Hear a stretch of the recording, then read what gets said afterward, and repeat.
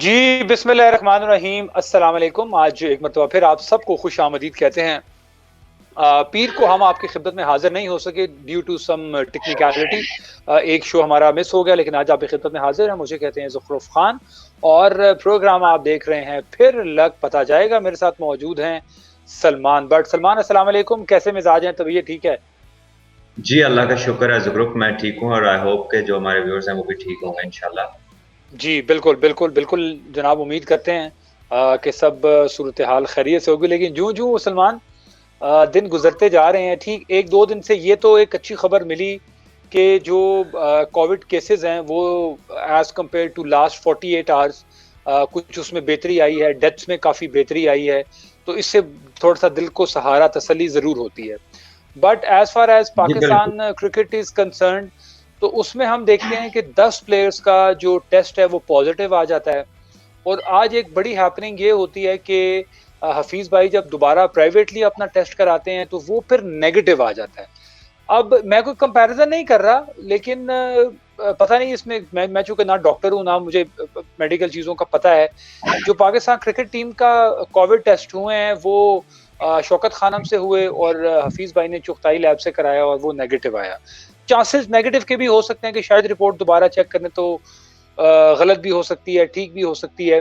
आपको याद होगा कि हमने जब अपना इस यूट्यूब पे भी और जब हम लग पता जाए कर रहे थे आप न्यूज़ पे, तो हमने हमेशा पाकिस्तान क्रिकेट बोर्ड का जो मेडिकल पैनल है, उसमें बहुत बात की। मेरा ख़्याल है जितनी हमने शायद बात की, उतनी किसी ने भी बात नहीं की। और अब फिर एक चीज़ हमें नज़र आ रही है, तो ये गंभीर से गंभीर सिचुएशन होती जा रही है। इस टूर के हवाले से भी आप पहले भी कह चुके हैं कि ये मुश्किल ज़रूर होगा। अब इसको किस तरह से देख रहे हैं? आई थिंक ये ऐसा है कि अगर आप मेडिकल एक्सपर्ट्स जो कि गवर्नमेंट के मेडिकल हुँ, एक्सपर्ट्स हैं, जो रोज़ाना की बुनियादों पे प्रेस कॉन्फ्रेंस करते हैं और आके मौजूदा हालात बताते हैं रिलेटेड टू कोविड-19, तो ये तो वो लोग भी कहते हैं कि जो इसकी टेस्टिंग है उसमें 80% परफेक्शन है। और 80% का मतलब है कि 100 में से 20 टेस्ट जो हैं वो सही गलत दोनों हो सकते हैं, पॉजिटिव नेगेटिव की सूरत में दोनों तरफ गलत हो सकते हैं। हुँ, तो अगर ऐसा है तो फिर इस पे किसी को आप कुछ कह ही नहीं सकते। फिर अब वो टेस्टिंग में यही है कि उसकी रीटेस्टिंग कर लें, उसको एक दफा डबल टेस्ट कर लें और इट इज हुँ, पॉसिबल कि नेगेटिव वाला पॉजिटिव हो जाए, पॉजिटिव वाला नेगेटिव हो जाए। So we don't know, we are not the experts. लेकिन डॉक्टर्स खुद ये कह रहे हैं हाईएस्ट लेवल पे कि इसकी टेस्टिंग में 20% रूम है गलती का। सो हुँ, अल्लाह करे हुँ, कि हुँ, उसमें गलती हो और उसमें से प्लेयर्स जो हैं वो नेगेटिव निकल आए। और आई थिंक इसमें कोई हुँ, बुराई नहीं है अगर आप अपने आप को डबल चेक करते हैं, just to keep check of it, और स्पेशली अगर आपको सिम्टम्स भी कोई नहीं हो और प्रीवियसली आप किसी ऐसे बंदे से मिले भी ना हो जिसे कोरोना हो। So um, it's actually you never know. इस पे हम किसी को ब्लेम नहीं कर सकते, ये इस वक्त है हुँ, इस हुँ, तरह। Um, I see nothing smart about this smart lockdown. मैं आज मेरा हुँ, बहुत दिल किया बैटिंग पे, तो मैं निकला बैटिंग के लिए। मैंने एक दोस्त से पूछा उसकी अकेडमी में कोई नॉकिंग करवा दे कुछ डिस्टेंस से। तो जब मैं रास्ते में जा रहा था तो मुझे ऐसा लग रहा था कि दोपहर को स्कूल की छुट्टी का टाइम है। इस तरह रोड्स के ऊपर ट्रैफिक हुँ, थी और गाड़ी पे हुँ, गाड़ी चढ़ी हुई हुँ, है। पेट्रोल पंप पे हुँ, जाएं तो हुँ, पाँव रखने की जगह नहीं है। मतलब मैं कह हुँ। रहा हूँ कि कोरोना कहता होगा यार थोड़ी सी जगह दे दो, मेरे को ये वाले हालात हैं सड़क पे। तो ये जो है ना, जो आई डोंट नो क्या सोच के और क्या किधर स्मार्ट लॉकडाउन है। जिन इलाकों का कहते हैं कि जी ये इलाके सील कर रहे हैं वो पूरे के पूरे खुले पड़े हैं, हम उधर से होके आ गए, कोई ऐसी बात ही नहीं है। पता नहीं अच्छा वो कौन सी सलमान, गलियां इसमें ना ये आप ठीक कह रहे हैं, मैं आपकी बात से इत्तेफ़ाक करता हूँ। इसमें तो देखिए सबसे ज़्यादा जिसको ख़्याल करना है वो मैं हूँ, वो आप हैं और अवाम है। मुझे तो इस बात की हैरत होती है कि इतनी ज़्यादा अवेयरनेस होने के बावजूद भी लाहौर जैसे शहर में, इस्लामाबाद जैसे शहर में, कराची जैसे शहर में, मैं गाँव की तो बात ही नहीं कर रहा, शहर की बात कर रहा हूँ, जहाँ पे जो लिटरेसी रेट है as compared to the other cities या जो गाँव है बहुत ज़्यादा बेहतर है, लोगों को पता होता है। उसके बावजूद लोग इसको सीरियस नहीं ले रहे और लिटरली इसको मज़ाक समझते हैं। तो ऐसे तो लोगों का या अवाम का या कौम का कुछ नहीं किया जा सकता। देखिए ज़ुकरुफ़ खान, बिल्कुल बात आपकी ठीक है, बट द पॉइंट इज़ कि जो अथॉरिटीज़ होती हैं वो चीज़ें इम्प्लीमेंट कराने के लिए होती हैं। अब हुँ, आपके जितने हुँ, भी संगीन से संगीन जुराइम हैं उनकी बड़ी हैवी पेनल्टीज़ हैं, यहाँ तक कि डेथ पेनल्टीज़ भी हैं। तो क्या वो हुँ, होती नहीं है डेली बेसिस पे? हर एक की वायलेशन होती है, तो उन पे इम्प्लीमेंट अथॉरिटीज़ ने कराना होता है। ये कोई एक्सक्यूज़ नहीं है कि जी आपने करना है, आपने करना है, आपने करना है। किसी को सजा हुई है इसलिए, किसी को कहीं पे कोई बंदा नजर आया इम्प्लीमेंट कराता हुआ, कौन सी दुकान है खाने पीने की या कपड़ों की जिसके ऊपर ये इसकी प्रॉपर डिस्टेंसिंग है? कोई एक एलीट से एलीट स्टोर मुझे बता दें पाकिस्तान का। मैं तो जहां भी गया हूं मुझे तो कोई नजर नहीं आया। फॉर एग्जाम्पल, अब मैं नाम नहीं लेना एक टीवी को, हमारे अच्छे से अच्छे ब्रांड के जो टॉप ब्रांड्स हैं पाकिस्तान के, आप उनकी आउटलेट्स पे बड़े बड़े स्टोर्स पे चले जाए जिनके पास इन हाउस हर चीज है, देयर इज नो एसओपी। सिर्फ वो सैनिटाइज करके साफ कर देते हैं, वो बाहर से लगाया उसके अंदर से गुजर के चले जाओ। अंदर जाके डिस्टेंसिंग वाली जहां पे आप बिल देते हैं वहां पे लोग साथ साथ हैं, सड़कों पे वो वाले हालात नहीं है।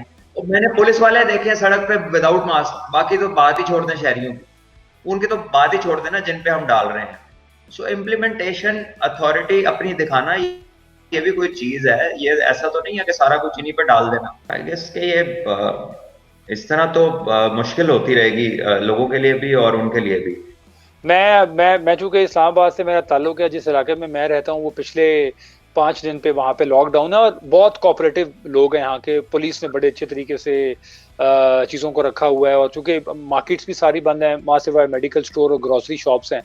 तो मैं आज जब शाम को, मेरे वालिद साहब हैं, उनकी आज सालगिरह है, तो मुझे घर वालों ने कहा, मेरी बहनों ने, बेगम ने, कि यार जरा केक ले आओ तो हम कोई छोटी सी केक कटिंग सेरेमनी कर लें। तो मैं जैसे ही गली से बाहर निकला तो 2 पुलिस वाले बैठे हुए थे और दोनों मास्क के बगैर थे।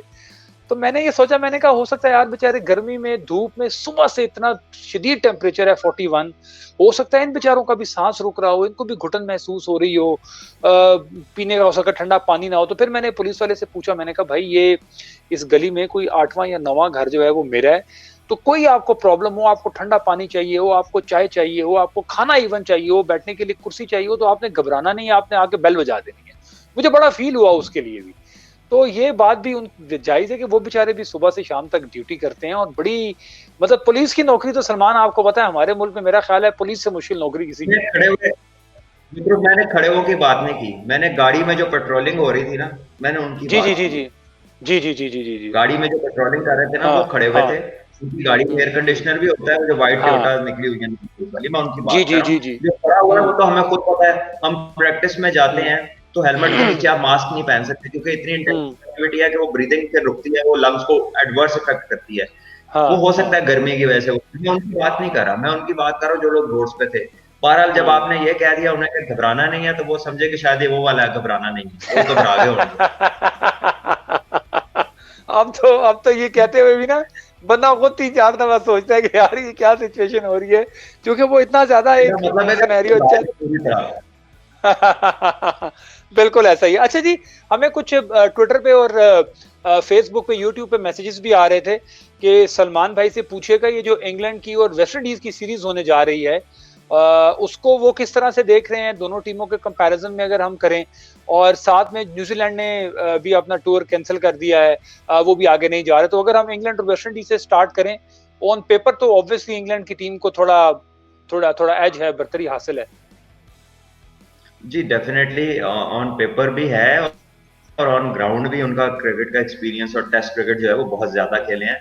दो के लास्ट जो सीरीज हुई थी उसमें वेस्ट इंडीज ने बड़ा सरप्राइजिंगली इनको एक हराया भी था टेस्ट मैच, और बड़ी अच्छी फाइट दी थी। तो it all depends, West Indies की भी पाकिस्तान के अलावा अगर कोई दुनिया में अनप्रेडिक्टेबल टीम है तो वो वेस्ट इंडीज है। अगर वो क्लिक करने पे आए तो वो कुछ आउटस्टैंडिंग सा मैच जीत जाते हैं, और उसके अगला ही मैच आपको हो सकता है कि वो बिल्कुल बांग्लादेश से भी हार जाए, उनका भी कोई पता नहीं होता।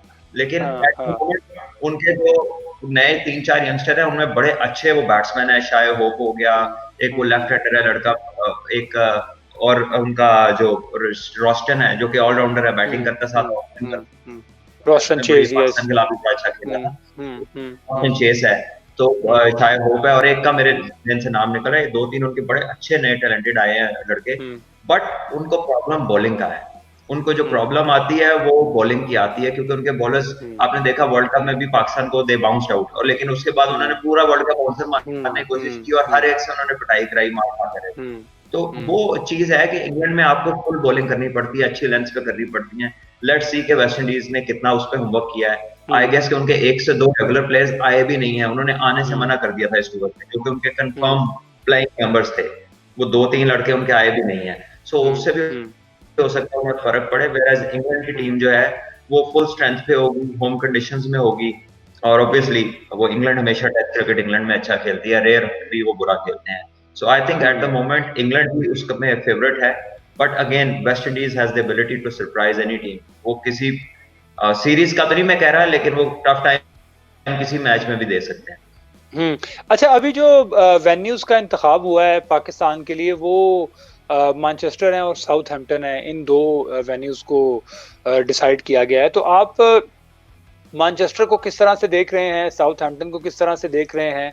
पाकिस्तान ने दोनों वेन्यूज पे क्रिकेट खेलनी है और यही दो वेन्यूज है। T20 तो तीनों साउथहैम्पटन में होंगे और टेस्ट मैचेस दो मैनचेस्टर में और एक साउथहैम्पटन में। अभी तक जो ये शेड्यूल है 31 की बजाय अब 5 अगस्त से पहला टेस्ट मैच स्टार्ट हो रहा है। चले, ये अच्छा है इस लिहाज से कि पाकिस्तान के जो कुछ प्लेयर्स के पॉजिटिव अगर टेस्ट आते भी हैं तो उनके पास रिकवरी टाइम होगा।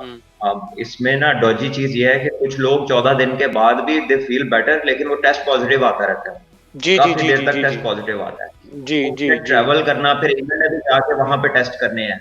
तो मैं पहले भी आपके साथ प्रोग्राम में कह चुका हूँ कि इनको अपना पूल बढ़ाना चाहिए था। एटलीस्ट आप अपने जो 90 लोगों का ही करा लेते, कितनी की टेस्टिंग बन जानी, 90 लोगों का टेस्ट करा लेते, 50 का करा लेते, आपके पास ऑप्शंस होते। This will leave them no time अगर वो ऐसे ही करेंगे। बहरहाल it is up to them. और दूसरा ये कि वहां भी क्वारंटाइन होना है, वहां भी जाना है, तो इमीडिएट रिप्लेसमेंट्स तो आपको कोई नहीं मिलनी अगर ड्यूरिंग द प्लेइंग डेज किसी को कुछ होता है। सो ये करना चाहिए उन्हें। और दूसरा जहां तक वेन्यूज की बात है, I did not play in Manchester, लेकिन मैं टेस्ट मैच में टीम के साथ था। वो पिच बहुत तेज था, वहां पे हार्मिसन ने और वो साजिद महमूद ने बड़ी तेज बॉलिंग की थी और फ्लिंटॉफ ने, और पाकिस्तान इनिंग से टेस्ट मैच हार गए थे। आई वाज़न्ट प्लेइंग, लेकिन पाकिस्तान इनिंग से टेस्ट मैच हारा था। और दूसरी साउथहैम्पटन की जो पिच है, वो यूजुअली वहां पे व्हाइट बॉल क्रिकेट इंटरनेशनल कराते हैं, तो मैंने वहां पे इतनी कोई टेस्ट क्रिकेट होती देखी है, मेरे ज़हन आंखों से कोई ऐसा मैच नहीं गुजरा, ना मुझे याद पड़ा ज़हन में। बहरहाल Southampton is a better batting track in one day cricket. अब मुझे नहीं पता टेस्ट में वो कैसे प्रिपेयर करेंगे, लेकिन मैनचेस्टर में बॉल स्विंग भी हुआ था, बॉल सीम भी हुआ था और बाउंस किया उस पिच में। इंग्लैंड में कुछ ग्राउंड है जहाँ पे अच्छा कैरी होता है, तो Manchester is one of them. बिल्कुल ठीक है, बिल्कुल सही है। और अभी हम जो टीम कॉम्बिनेशन की बात कर रहे हैं, उसमें मैं वसीम खान साहब को सुन रहा था, तो उन्होंने कहा कि जी टेस्ट टीम में तो सिर्फ वाहिद मोहम्मद रिजवान है जिनका कोविड जो है वो पॉजिटिव आया और उनके पास काफ़ी टाइम है, तो वो रिकवर कर लेंगे। तो क्या ज़्यादा फोकस हमारा टेस्ट क्रिकेट पे है और सरफराज भी हमारे साथ हैं, तो इसलिए आप समझ रहे हैं कि कोई परेशानी नहीं होगी और ज़रूरत पड़ने पे कामरान अकमल को भी बुलाया जा सकता है, वो भी विकेट कीपर बैट्समैन है। बिल्कुल बुलाया जा सकता है, लेकिन ये बिल्कुल जब छुरी गले पे आ जाए तब क्यों ये चीजें याद आती हैं? ये तो परफॉर्मेंस पे बुला लेना चाहिए, ये तो उनकी आउटपुट पे देख के बुला लेना चाहिए। और कुछ नहीं तो यही सीख लें कि कितना बंदा अपने आप को मोटिवेट करता है, किस एज तक अपने आप को एक्सटेंड करता है, कहां तक अपनी परफॉर्मेंस की बार को रेज कर सकते हैं आप। गिव अप नहीं करना चाहिए। ऐसी मिसाल के लिए बुला लें, जो इंसान में जो क्वालिटीज हैं उससे वो लेके अपने यंगस्टर्स तक ट्रांसफर करें। बहुत सारी वजूहात हैं।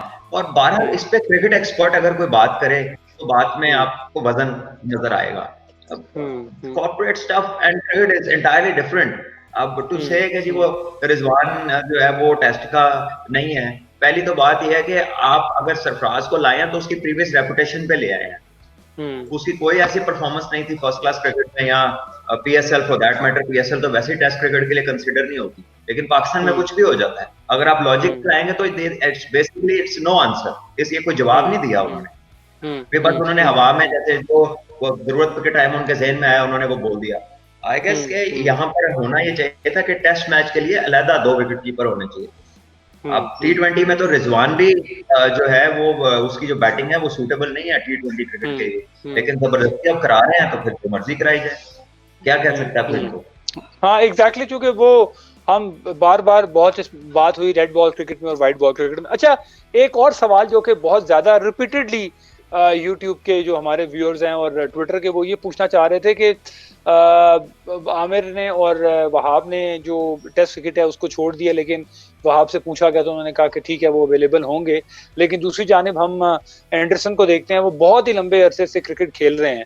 तो आप नहीं समझते कि एंडरसन का कंपैरिजन, मतलब मैं सिर्फ आमिर वहाब की बात नहीं कर रहा, मैं वैसे आपसे सवाल पूछ रहा हूँ कि एंडरसन तो वनडे से भी नहीं है, T20 ना वो कोई लीग खेलते हैं ना T20 क्रिकेट खेलते, तो उनका फोकस एक तरफ है, तो वो अब उस तरह से अपनी फिटनेस को बहाल कर सकते हैं। अगर आमिर को कोई प्रॉब्लम हो रही है क्योंकि वो तीनों फॉर्मेट की क्रिकेट खेल रहे हैं, वहाब तीनों फॉर्मेट की क्रिकेट खेल रहा है, तो इसमें तो कोई थोड़ा खराब कंपैरिजन नहीं हो जाएगा? नहीं, मेरा ख्याल है एंडरसन एक वन डायमेंशनल बॉलर है। एंडरसन बहुत आला दुनिया में टेस्ट स्विंग बॉलर है, लेकिन ही is not the same bowler with white ball. उसकी वनडे में उसकी कोई हिस्ट्री नहीं है। वनडे में Anderson is nowhere, record book में कुछ भी नहीं है उसका, और वो कभी भी इफेक्टिव नहीं हुआ वनडे में। Yes yes yes. T20 तो फिर उससे भी जो है, T20 में तो उसकी ऐसी पेस है कि बैट्समैनों ने उसको पीछे ही मार देना स्कोर करके, स्कूपों पे पीछे ही ले जाना है। हाँ, वो एंडरसन को पता है ये, तो बजाय के वो इधर आके वो कहते हैं अपनी आखिरत बचाने वाले या अपनी नाम बचाने वाला, वो सेंसिबल मूव है तो जस्ट अपनी, और इसमें कोई बुराई नहीं है कि अपनी स्ट्रेंथ का अंदाजा होना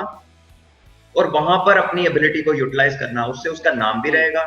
और वैसे भी एक चीज है इसके अलावा भी कि जो दुनिया में टॉप टीम्स हैं जिन्होंने शुरू से क्रिकेट खेल रहे हैं, जो जहां से क्रिकेट निकली है, वो टेस्ट क्रिकेट को ही नंबर 1 समझती हैं और उनकी मेन कंसंट्रेशन भी टेस्ट पे है। लेकिन एंडरसन का जो केस है प्रिसाइसली, वो व्हाइट बॉल में he is not as good as he is with the red ball, और ये उसको पता है। एंड ये बड़ी बात होती है कि आपको अपना पता हो और आप उसके मुताबिक अपना डिसीजन लें। हाँ, अच्छा, लोगों के ना सलमान एक और भी बड़ी सवाल बार बार आता है, मैं इसको कहना तो नहीं चाह रहा था, लेकिन मैं इसलिए बात करना चाह रहा हूँ कि लोग कहते हैं कि जी वो T20 लीग्स नहीं खेलते, T20 में कभी किसी लीग में नजर नहीं आए। तो बहुत कम लोगों को ये पता है कि पहले जब स्टार्ट में ये लीग्स या IPL या बिग बैश और ये स्टार्ट हुई, तो हर लीग में एंडरसन का नाम भी होता था, लेकिन कोई फ्रेंचाइज किसी ने उनको पिक नहीं किया, क्योंकि उनको पता है, जिसने अभी आपने खुद कहा कि भाई वो T20 में और वनडे में बहुत ही दूर है, टेस्ट में वो बिल्कुल आगे है, कोई शक वाली बात नहीं है। तो ये कंपैरिजन करना कि जी वो खेलता नहीं है, ये मेरा ख्याल है थोड़ा सा गलत है। बस लोग है ना, वो आपको एक चाहने वाले की नजर से देखते हैं, एज अ फैन उनकी एक दिल की आवाज होती है, वो जो देखना चाहते हैं, जिस प्लेयर को पसंद करते हैं, उसके बारे में उनके अपने ओपिनियंस हैं, they just assume about things. But technical side पे अगर जाए, जो क्रिकेट को खेलते हैं या समझते हैं एक सर्टेन लेवल तक, जिन्होंने क्रिकेट खेली है या उसमें वो नॉलेजेबल है, उनको पता चल जाता है कि कौन सा प्लेयर सूटेबल है या नहीं है। एंडरसन जो है वो उतना वाइली भी नहीं है। अगर आपके ना इस मोहम्मद आसिफ था, उसकी एबिलिटी थी कि वो अगर T20 में भी जाता है ना तो वो एडजस्ट कर लेता है, उससे कम पेस पे भी वो एडजस्ट कर लेता है। लेकिन Anderson is not that kind of a bowler. वो पहले ही इंग्लैंड से बाहर निकले तो वो रेड बॉल से भी डिफरेंट हो जाता है, उसका वो इफेक्ट नहीं रहता रेड बॉल से भी। जैसे वो कुकुरा के बॉल पे आता है, इज अ डिफरेंट बॉलर, तो he needs this very Duke ball, और फिर वो एंडरसन होता है अपनी डेडलीस्ट पे। उसके अलावा दूसरी कंडीशन में दूसरा बॉल चाहे लाल हो चाहे सफेद हो, वो ही is not in the same league.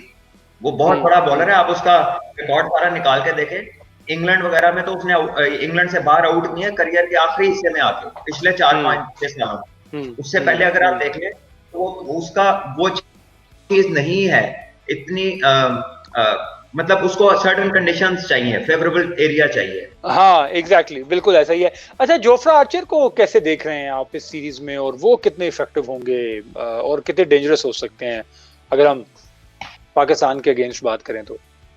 I think वो इंग्लैंड के लिए बड़ी हैसियत रखते हैं, वेरी वेरी इंपॉर्टेंट, बिकॉज बड़ी अच्छी पेस है उसकी, हाई पेस पे वो स्पेल्स करता है, बहुत एक्यूरेट है। और पाकिस्तान टीम की स्पेशली जो इंग्लैंड ने इनको एक्सप्लॉइट करना है, जो इन्होंने देखे होंगे पिछले मैच, तो देखा होगा कि शॉर्ट बॉल पे पाकिस्तान को स्ट्रगल है, तो उसने तो ऑस्ट्रेलियंस को तंग किया शॉर्ट बॉल पे, जो कि बेस्ट खेलते हैं।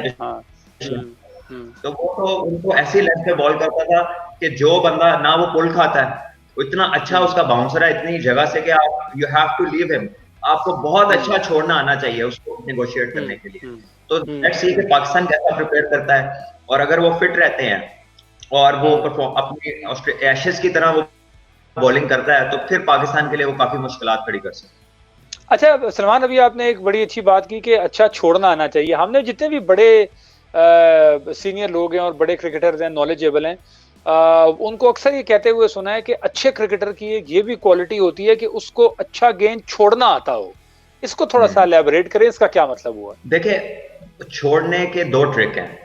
मुझे सनी भाई ने ये बताया था, सुनील गावस्कर ने, ऑस्ट्रेलिया में। आप कभी भी पिछला बॉल एक्सपेक्ट ना करें एज अ बैट्समैन, आप हमेशा अगले बॉल के लिए रेडी हैं। जब आप अगले बॉल के लिए रेडी रहते हैं तो जो पिछला बॉल है वो आप उस पर नेचुरली रिएक्ट करते हैं, आपका रिफ्लेक्स एक्शन होता है उसके ऊपर, और आप उसको फिर निगोशिएट करने में कामयाब हो जाते हैं।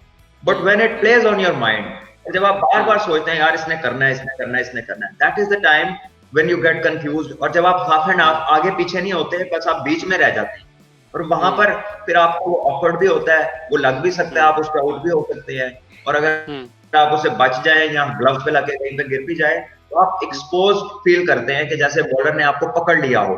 सो ये माइंडसेट्स की गेम है, यहाँ पे आपका माइंड बड़ा क्लियर होना चाहिए, और I think as a batsman you get hit, that's fine.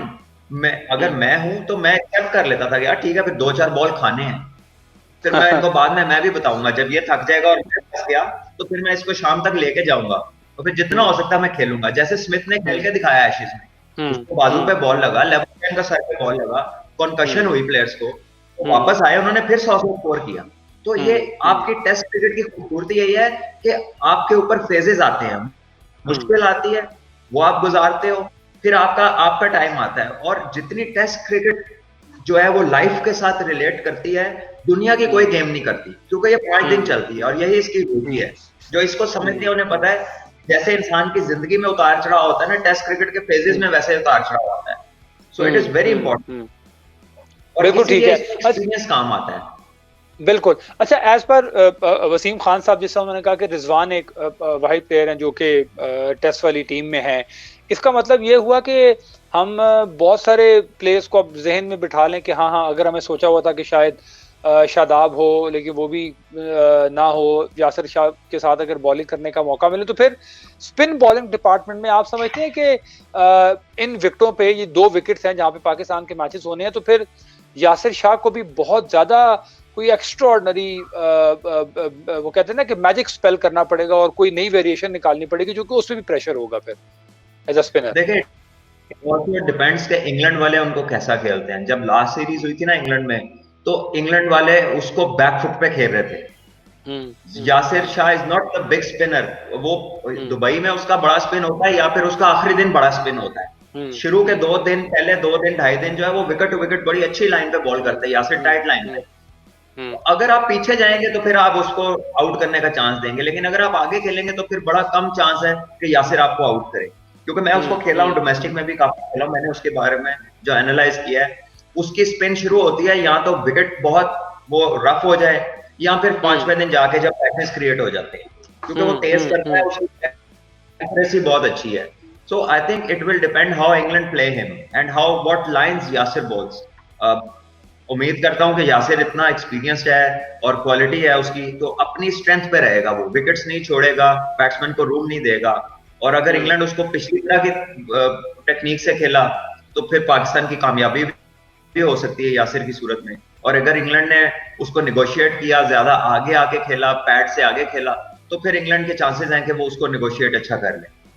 क्योंकि यासिर के जो हमने लास्ट 8 to 10 मैचेस देखे हैं, उसमें ठीक है उसने कुछ मैचेस में आउट भी किया, लेकिन जब हम रन्स और विकेट्स का आपस में कंपैरिजन करते हैं तो वो कोई मैच नहीं हो पाता, क्योंकि अगर 150 रन दे के या 175 रन दे के आपने 3 या 4 या 5 आउट कर लिए तो उसका इम्पैक्ट खत्म हो जाता है। ये ऐसे ही है जैसे दानिश भाई खेलते थे जब, तो वो उनको ये एडवांटेज नहीं मिला, दानिश को ये एडवांटेज नहीं मिला कि दुबई में क्रिकेट हुई हो, वरना दानिश भी जिस तरह उसके हाथ में तो ब्रेक ही बहुत था, तो उसको भी बहुत कामयाबी मिलती। उसके साथ भी यही होता कि बाय द टाइम विकेट्स आती थी तो उनको भी काफी रन्स लग जाते थे, क्योंकि बहुत अच्छी पिचेस पे मैचेस हो रहे होते थे। Yasir and Saeed Ajmal and company, ये जो लोग हैं, इनकी किस्मत अल्लाह ने बड़ी अच्छी की गई। इनके प्राइम में इनके 40-50 मैच दुबई के अंदर है, जहां पे स्पिन का हेवन है, जन्नत है स्पिनरों की। वहां पर इन्होंने पाकिस्तान को नंबर 1 भी किया, बेहतरीन बॉलिंग की है, इन्होंने छाए हैं दुनिया में, अपना नाम किया है। ये किस्मत की बात है, किसी को वो जगह मिली, किसी को जगह नहीं मिली। बट ठीक है, और स्पेशली सलमान एक और बड़ा जी बात कंप्लीट कर लें। मैं ये कह रहा हूँ कि ये इट डिपेंड्स, ये तो अल्लाह की तरफ से है, इस पे ना यासिर का कसूर था, ना सईद भाई का, ना दानिश का, ये तो जो मिला उस पर उन्होंने कर दिया। हाँ, ठीक है। अच्छा, एक और बड़ा इंपॉर्टेंट सवाल जो इस सीरीज से रिलेटेड है वो पाकिस्तानी बैट्समैन का है, क्योंकि अजहर की भी जो रीसेंट परफॉर्मेंस है उस पर भी बहुत बात हुई, फिर असद शफीक की परफॉर्मेंस पे भी बहुत बात हुई। जो एक स्टेबिलिटी या स्टेबल चीज़ हमें नजर आ रही है वो हमें बाबर आजम नजर आ रहे हैं, लेकिन हम उस पर इतना प्रेशर नहीं डाल सकते और ना ही डालना चाहिए। अब जो एक हमारी हैबिट है, हमारे जो बैट्समैन है वो बाहर जाती गेंद को बहुत ज्यादा खेलने की कोशिश करते हैं, फिर स्लिप भी लग जाती है, गली में आउट हो जाता है, शॉर्ट पॉइंट पे आउट हो जाता है। इस हैबिट को किस तरह कंट्रोल करना होगा अगर आपने इंग्लैंड के साथ इंग्लैंड में क्रिकेट खेलनी है और जिस तरह के बॉलर्स हैं उनके? लेटली मैंने इसके बारे में I thought differently about it, और पहले मैंने उसे एक्सपीरियंस किया लास्ट ईयर डोमेस्टिक सीजन में, और मैंने उस पर हजारों बॉलों की प्रैक्टिस की। अब पहले हम उस पर छोड़ने की बात करते थे, लेकिन अगर आप उस पर बहुत प्रैक्टिस करें तो आपको वो जोन मिल जाती है जहां से वो शॉट लगता भी है और जहां से आप बेहतर तरीके से उसे छोड़ भी सकते हैं। So it is about repeating and repeating and repeating, जिससे आपका आइडिया बेहतर होता जाए। और आई थिंक कि जब आप विकेट पे स्टे करते हैं तो आपका आइडिया बेहतर भी हो जाता है। आपको फिर हर पिच की एक अपनी लेंथ होती है जहां से उसका डेंजर एरिया होता है, क्योंकि वो बाउंस के हिसाब से वेरी करता है उसका जो स्पॉट है, मुश्किल स्पॉट जो विकेट का होता है। सो आई थिंक वो एक्सपीरियंस प्लेयर्स को वो पिकअप करना चाहिए, जल्दी से पिच को पढ़ें, अपने साथ वाले बैट्समैन को बताएं, और टीम पूरी तक वो मैसेज चला जाना चाहिए कि जितना जल्दी आप उससे अडेप्ट कर लें। आई थिंक हम स्लिप में ही बैट्समैन आउट होता है। आपने कोई टेस्ट मैच देखा जिसमें स्लिपें ना खड़ी होती, उसकी कोई वजह है उनका खड़े कि वो दुनिया में उधर कैच आता है। हमारे पाकिस्तान के एक्सपर्ट हैं जिनको स्लिप में आउट होना मायूब लगता है। 500 साल की, और 500 साल कह रहा हूँ, 250 साल की हिस्ट्री, 1800 कब से क्रिकेट हो रही है, और तब से लेके अब तक स्लिपें खड़ी क्यों खड़ी हैं? या तो ऑस्ट्रेलिया इंग्लैंड के आपस के मैच में स्लिप नहीं खड़ी होती, वो सारे स्लिपों में होते हैं। 4-4 5-5 प्लेयर स्लिप में खड़े होते हैं। लगने के लिए भाई उसमें आउट होना है, लेकिन before you get out what do you get, that is the big question कि आप कितना करके आउट हुए। होना तो है आउट, और स्लिप नहीं होता है। बता, नए बॉल पे क्यों स्लिप रहते हैं सारी दुनिया के कप्तान? तो मुझे तो समझ नहीं लगती जो टीवी पे बैठ के स्लिप के आउट के ऊपर उनको तकलीफ शुरू हो जाती है कि यार ये फिर स्लिप में आउट हो गया। अच्छा, तो भाई जो ऊपर वाला बैट्समैन है, फिर ख्वाब में कोई और क्रिकेट खेलते होंगे के जमाने में स्लिप ना होती हो। नहीं, मुझे मुदस्सर भाई ने ये बात बताई थी। मैं भी इन बातों से, लोगों की बातों से, मैं यंगस्टर था तो मैं एक सीजन स्लिप में आउट होता रहा, तो मैं उनके पास गया तो मैंने कहा जी सब बातें कर रहे हैं कि ये स्लिप में आउट होता है। तो उन्होंने मुझे बड़ी मजे की बात की और 1 मिनट में रिलैक्स कर दिया। कह रहे यार तेरे पैदा होने से पहले के भी लोग स्लिपें ले रहे हैं, मेरे पैदा होने तो भी पहले नहीं ले रहे हैं, तो पागल है। कह रहे कि भाई नया बॉल स्विंग होगा तो स्लिप में ही जाएगा ना। हाँ, ये बड़ी मजे की बात उन्होंने की है। हाँ, तो ये अजीब सी बात है और लोग गौर नहीं करते, बस बात कर देते हैं। सो लीव देम, उनको क्रिकेट का जितना पता है वो उतनी बात करते हैं। स्लिप लगनी है, ये हकीकत है, ठीक है। जैसे मौत भराक है ना, वैसे स्लिप भी भराक है। तो अब जितनी जिंदगी है या जितनी आपकी बैटिंग है, आप कितने इफेक्टिव है, दैट इज द पॉइंट। जितना आप उसको डिले, बिल्कुल ठीक। सही, बिल्कुल ठीक है। और ये मैंने इसलिए पूछा क्योंकि ऑब्वियसली क्वेश्चंस आते हैं, कुछ मेरे माइंड में रह जाते हैं, तो मैंने कहा मैं चले आपसे डिस्कस भी कर लूँ, पूछ लूँ। सलमान, बहुत बहुत शुक्रिया, थैंक यू सो मच आपका। और जो हमारे नाजरीन हैं, आप इसी तरह क्वेश्चंस भेजते रहा करें, मुझे भेज दें, सलमान को भेज दें, ट्विटर पे, यूट्यूब पे, फेसबुक पे, जहाँ भी आपको ईजी लगे। तो इसी तरह जो क्वेश्चन हमें याद आता रहता है, फिर हम अपने एक्सपर्ट सलमान भट्ट से पूछते रहते हैं जी। इंशाल्लाह बशर्ते ज़िंदगी जुमे को रात 9 बजे आपकी खिदमत में हाजिर होंगे। तब तक ज़ुखरुफ खान और सलमान भट्ट को इजाज़त दीजिए। अपना ख्याल रखिएगा। अल्लाह हाफ़िज़।